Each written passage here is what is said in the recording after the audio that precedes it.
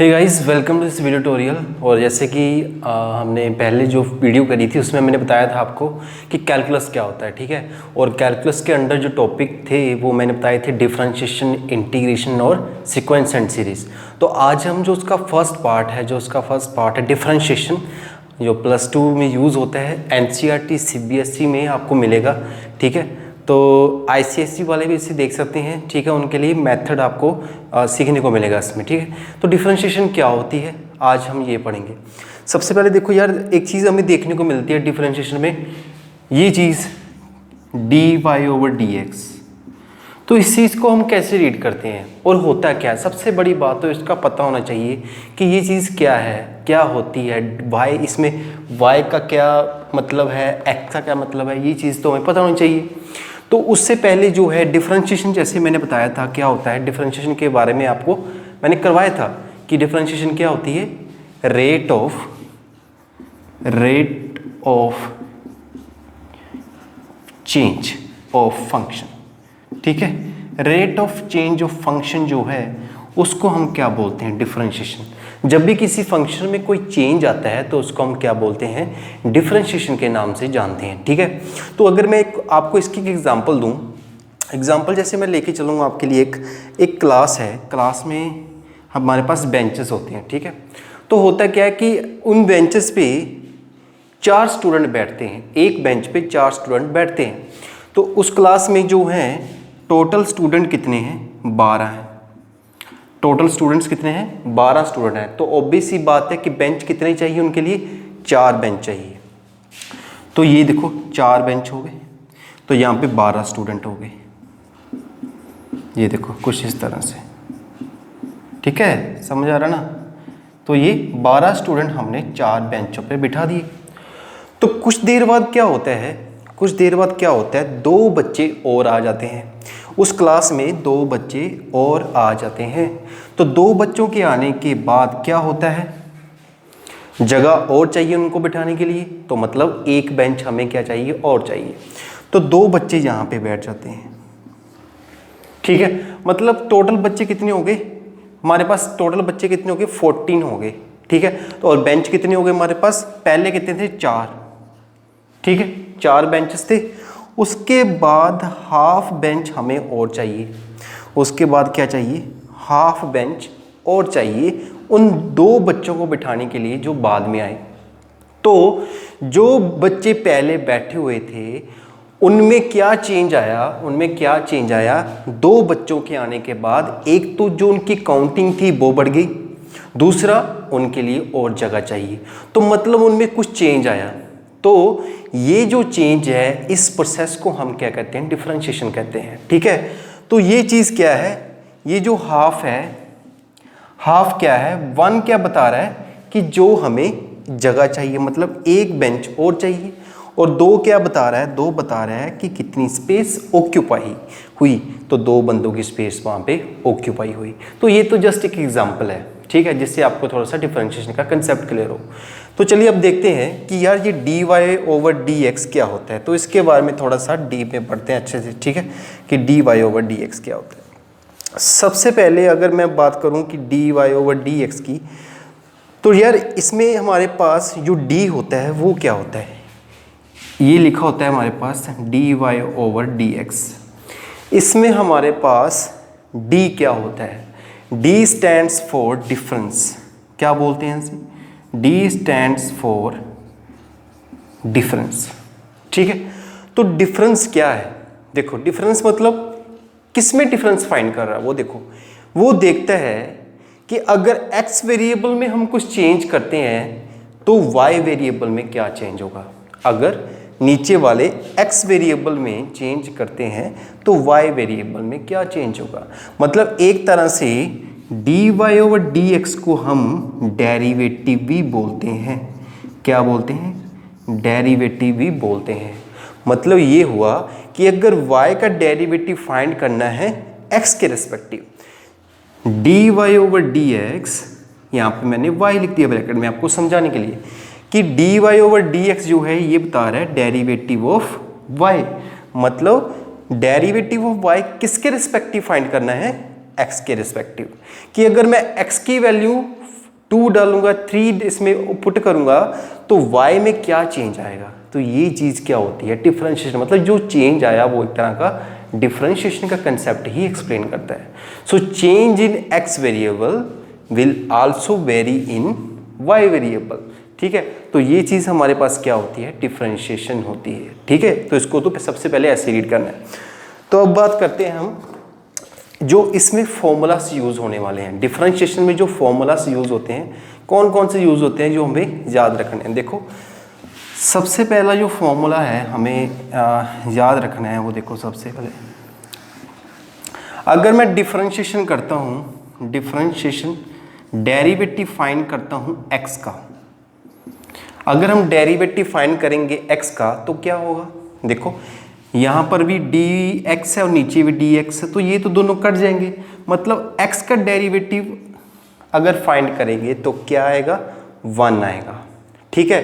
अगर यहाँ पे y होता तो dy ओवर dx ही रहता, क्योंकि y की जो डिफरेंशिएशन है वो x के रिस्पेक्टिव हो रही है, ठीक है। तो x का डेरिवेटिव क्या होता है, 1 ही होता है।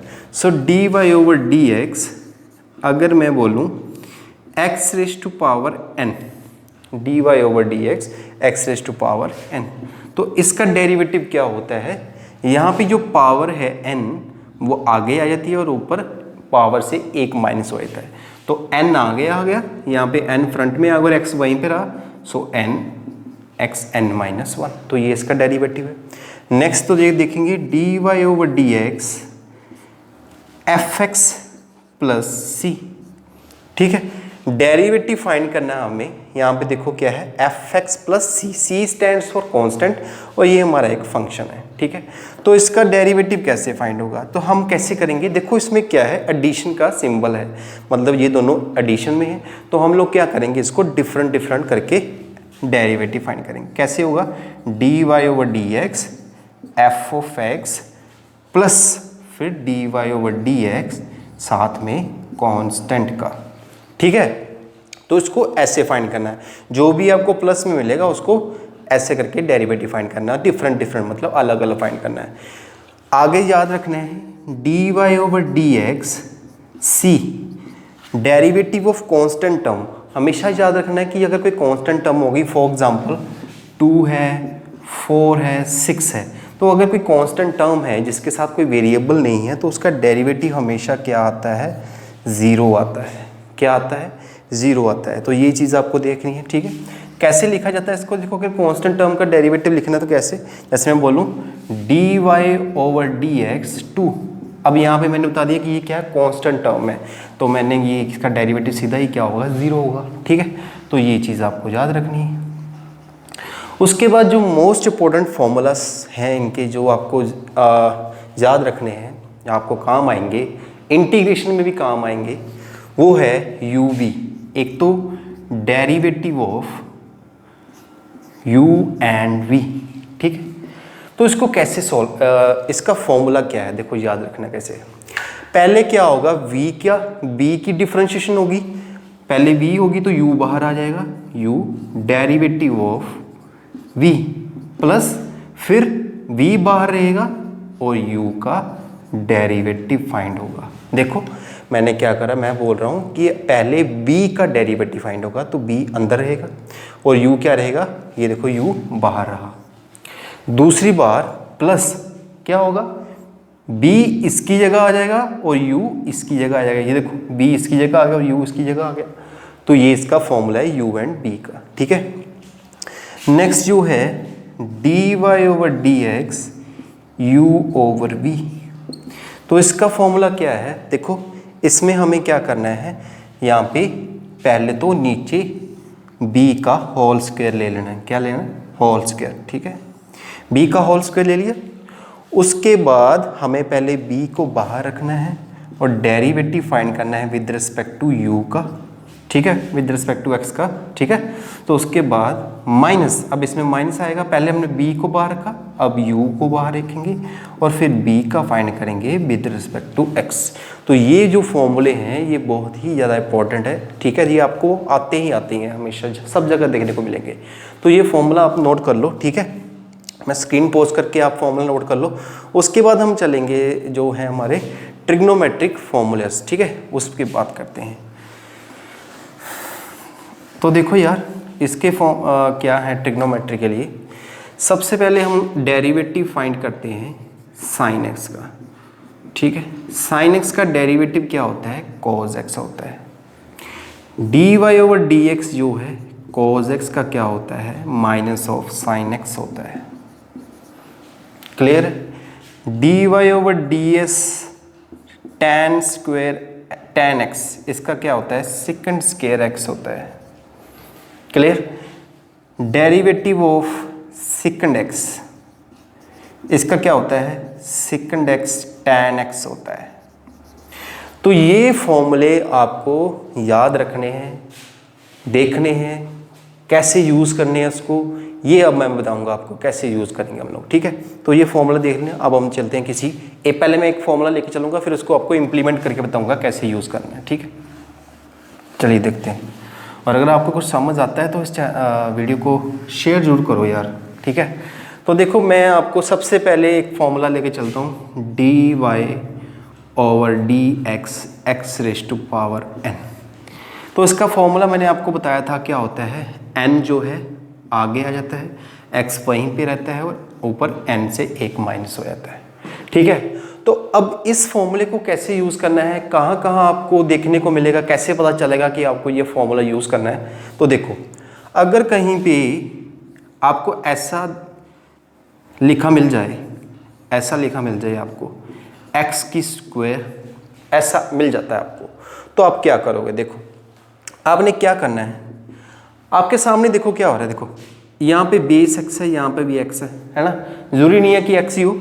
और यहाँ पे जो पावर है वो क्या है, 2 है, मतलब n की जगह पे यहाँ पे क्या आ रहा है, 2 आ रहा है। तो मतलब ये यही फॉर्म हुई फॉर्मूले की, यही फॉर्म हुई। तो कैसे करना है, यहाँ पे मैंने बताया, ये देखो n की वैल्यू यहाँ पे मेरे पास क्या है, 2 है। यहाँ पे साइड में लिख लो कि n की वैल्यू 2 है, ठीक है। तो फॉर्मूला क्या है, एन एक्स एन माइनस 1, और यहाँ पे n है, वहाँ पे हमें क्या फिल करना है, 2 फिल करना है, क्योंकि यहाँ पे पावर में 2 दे रखा है। तो फिल कर दे 2x, यहाँ पे n है, वहाँ पे 2 फिल कर दो। तो क्या आंसर आ जाएगा, आप देखो 2x 2 minus 1 1, 2x raise to power 1, तो ये 2x ही होता है। तो ऐसे करके आपको इसको यूज़ करना है, ठीक है। तो ये तो हो गया ये वाला फॉर्मूला। अगर मान लो ये कुछ इस तरह से मिल जाता है आपको, अगर आपको बोला जाता है कि डेरिवेटिव फाइंड करो 2x प्लस 4 का, किसका डेरिवेटिव फाइंड करना है, 2x प्लस 4 का डेरिवेटिव फाइंड करना है। अब ये फॉर्मूला कौन सा है, ये फॉर्मूला कौन सा है मैं आपको बताता हूँ। देखो, ये फॉर्मूला है, मैंने वो बताया था आपको, fx प्लस सी, एक फंक्शन एक कांस्टेंट है। तो मतलब हमें क्या करना है, उन्हें डिफरेंट डिफरेंट डेरिवेटिव इनका फाइंड करना। पहले derivative of F of x, फिर डेरिवेटिव ऑफ प्लस कांस्टेंट। मतलब पहले डेरिवेटिव फाइंड कर लिया इसका, फिर साथ में इसका मल्टीप्लाई कर दिया। आप ऐसे सोच लो कि मल्टीप्लाई कर दिया। तो देखो यार, इसमें 2x है, तो हम क्या करेंगे, पहले लिखेंगे डेरिवेटिव ऑफ 2x प्लस फिर डेरिवेटिव ऑफ 4, फिर डेरिवेटिव ऑफ 4, अलग अलग करके इनको फाइंड कर लो। तो मैंने बताया यहाँ पे देखो x है, मैंने आपको एक चीज़ बताई थी कि अगर D Y over D X find करेंगे 2x का, 2 इसमें क्या है, कांस्टेंट टर्म है। हमेशा याद रखनी है कि 2 इसमें क्या है, कांस्टेंट है। तो 2 हम क्या करेंगे, बाहर निकाल लेंगे, जो भी कांस्टेंट टर्म होगी उसको बाहर निकाल लेना है। सो डेरिवेटिव ऑफ, यहाँ पे क्या बच गया, 2 तो बाहर आ गया, यहाँ पे क्या बच गया, x बच गया, प्लस यहाँ पे डेरिवेटिव ऑफ 4। सो ये भी ऊपर देखो, यहाँ पे भी दोनों टर्म सेम है, यहाँ पे भी dx है, नीचे भी dx है। तो मैंने बताया था कि यहाँ पे डेरिवेटिव अगर x का फाइंड होगा तो वो क्या होगा, 1 होगा। तो 2 मल्टीप्लाई 1, 4 कांस्टेंट टर्म है, इसका क्या आएगा, 0। तो ये आएगा 2 प्लस 0 इक्वल टू 2। तो ये इसका आंसर आ गया। आई होप आपको क्लियर हुआ होगा। एक और लेके चलते हैं जिससे आपको थोड़ा सा और क्लियर होता है। देखो, अगर मैं बोलूँ यहाँ पे मेरे को दिया हुआ है 4x square plus 2x plus सी, ठीक है, सबसे पहले क्या करेंगे, हम इन तीनों को इकट्ठा कर लेंगे, डेरिवेटिव फाइंड कर लेंगे। सबसे पहले 4x² का, ठीक है, प्लस फिर 2x का अलग अलग फाइंड कर लो, फिर 2x का, उसके बाद कांस्टेंट टर्म मैं लिख लेता हूँ यहाँ पे 6 लिखता हूँ, प्लस डेरिवेटिव ऑफ 6। तो एक बात याद रखनी है, ये जो स्टेप है हमें लिखने की ज़रूरत नहीं होती, मैं जस्ट आपको समझाने की के लिए कर रहा हूँ, ठीक है। आपको क्या करना है, देख के कर लेना है, ठीक है, डायरेक्ट निकाल लेना है। पर अभी आप जो बिगनर्स हैं, जो सीख रहे हैं, उनके लिए है, ठीक है। तो देखो मैंने बताया कि यहाँ पे अगर इसका डेरिवेटिव फाइंड करना है x² का, तो यहाँ पे देखो 4 क्या है, कांस्टेंट है, तो कांस्टेंट को हम बाहर निकालेंगे। 4 dy/dx x का स्क्वायर, 4 क्या आ गया, बाहर आ गया, प्लस अब यहाँ पे dy/dx 2x का, 2 भी कांस्टेंट है, 2 बाहर आ जाएगा, डेरिवेटिव ऑफ यहाँ पे भी x का बच गया। अब ये क्या है, ये 6 तो कांस्टेंट है, कांस्टेंट की क्या होती है, 0 होती है, तो लिख दी मैंने यहाँ पे। अब यार यहाँ पे थोड़ा सा आपको देखना है, अब यहाँ पे ये मत करना कि x² का डेरिवेटिव सीधा लिख दो, यहाँ पे 1 होता है, नहीं, यहाँ पे देखना है आपको कौन सा फॉर्मूला लगेगा। देखो x की पावर क्या आ रही है, 2 आ रही है, मतलब ये कौन सी फॉर्म आ गई, dy/dx x⁻n, ये वाली फॉर्म आ गई, ठीक है। मतलब हमें कौन सा फॉर्मूला लगाना होगा यहाँ पे, ये वाला। तो इसका फॉर्मूला क्या होगा, मैंने बताया था n की पावर 2 है, यहाँ पे x की पावर 2 है, 2 आगे आ जाएगा, और xn-1, n क्या है, 2 है, तो ये फॉर्मूला लगा यहाँ पे, प्लस 2। अब यहाँ पे डेरिवेटिव ऑफ x फाइंड कर रहे हैं विद रिस्पेक्ट टू x, तो दोनों ही x है, ये तो कट जाएगा, ये तो 1 आ गया, और ये 0, तो यहाँ पे क्या होगा, 4 2 = 8, और x की पावर 2 - 1, 2 - 1 1 प्लस 2, ठीक है। तो यहाँ पे क्या बच जाएगा मेरे पास, 8x + 2, तो ये इसका आंसर। मतलब क्या होता है कि आपको एक ही क्वेश्चन के अंदर 3-3 4-4 जो फॉर्मूलास हैं वो इम्प्लीमेंट करने पड़ते हैं सभी को, बट आपको जो है देखना पड़ता है कि किस फॉर्मूले को कहाँ पे लगाना और कैसे लगाना है, ये चीज़ आपको देखनी और यही सीखनी है, ठीक है। तो सीखने के लिए आपको जो है फॉर्मूले पता होने चाहिए, और अच्छे से देखो उसको कैसे इंप्लीमेंट करना है, बाकी मैं आपको बताऊँगा कैसे करना, ठीक है। तो चलिए देखते हैं आगे, एक और फॉर्मूले को इम्प्लीमेंट करके देते हैं, जो है u एंड v, ठीक है, u और v वाले फॉर्मूले को। जैसे मैं बोलूँ एक dy/dx uv हमारा फॉर्मूला था, तो मैंने क्या बताया था इसका कि पहले u बाहर आता है और डेरिवेटिव फाइंड होता है v का, फिर v बाहर आता है और डेरिवेटिव फाइंड होता है u का, ठीक है।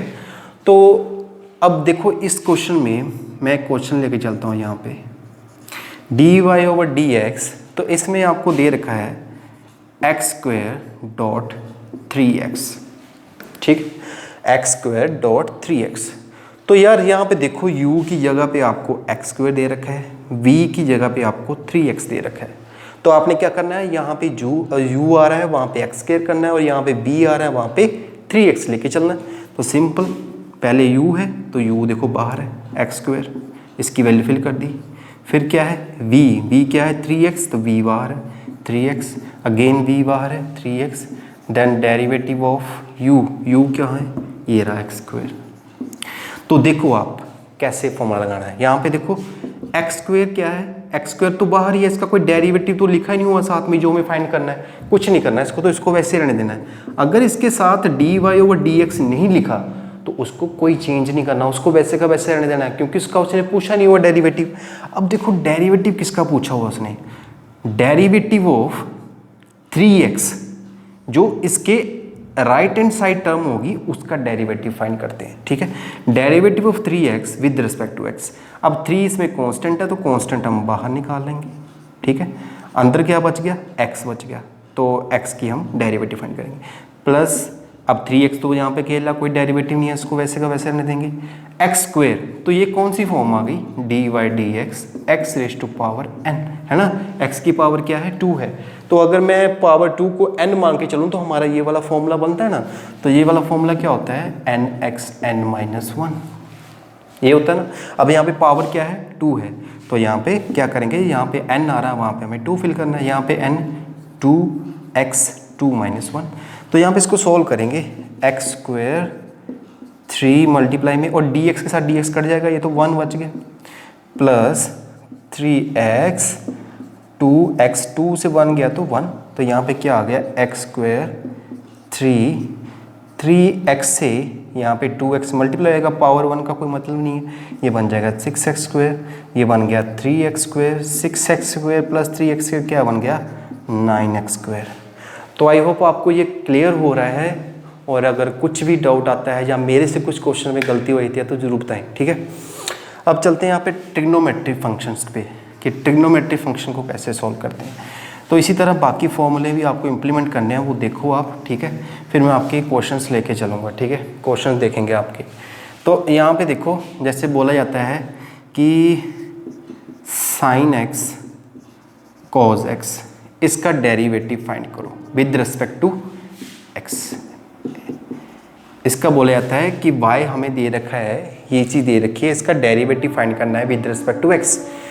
तो विद रिस्पेक्ट टू x करना है तो हम क्या करेंगे, इस तरह भी लिखेंगे डेरिवेटिव ऑफ y, है ना, dy dx। मैंने सिर्फ क्या करा है, y को वैसा का वैसा रहने दिया, बस साथ में क्या लिखा, डेरिवेटिव लिखा dy/dx, ठीक है। तो ये मत समझना कि कुछ लिख दिया ऐसे करके, ठीक है। तो बस dy/dx लिखा ऊपर, ये मेरा डेरिवेटिव आ गया, और इस तरफ भी क्या आ गया, dy/dx, किसका, इसका sin x plus cos x का। तो कैसे करेंगे, अब देखो यहाँ पे y है और यहाँ पे x है, तो मतलब ये तो कट नहीं सकता। तो हमें देखना है कि y में क्या चेंज होता है जब x पे चेंज होगा, y कितना वेरी करता है जब x वेरी करेगा। तो देख तो कैसे आता है, dy/dx। सबसे पहले हम डेरिवेटिव निकाल लेंगे sin x का, अलग अलग डेरिवेटिव निकाल लेंगे sin x का, प्लस फिर डेरिवेटिव निकाल लेंगे cos x का। तो यहाँ पे देखो क्या होगा, sin x का मैंने बताया था कि डेरिवेटिव क्या होता है, cos x होता है, ये फॉर्मूला आपको पता होना चाहिए, और cos x का होता है माइनस sin x। तो ये इसका आंसर है, ठीक है। तो x वेरी करने पर y में क्या चेंज आता है, cos x minus sin x। तो आई होप आप जो आज की वीडियो है समझ आई होगी। तो मैंने आपको जस्ट फॉर्मूला जो है एक्सप्लेन करे हैं कि कैसे उन्हें यूज़ करना है। तो मैं क्या करूँगा, आपके जो क्वेश्चंस हैं CBSE NCERT ICSE के जो इम्पोर्टेंट क्वेश्चन हैं, जो मेथड्स हैं, वो एक्सप्लेन करूँगा अच्छे से, जो आप अपने क्वेश्चन निकालने के लिए यूज़ कर सकते हो, ठीक है। तो अगर आपको कुछ भी समझ आता है तो इस वीडियो को लाइक शेयर जरूर करें। सो आज के लिए इतना ही, वो मिलते हैं थर्ड वीडियो में। Thanks for watching this video.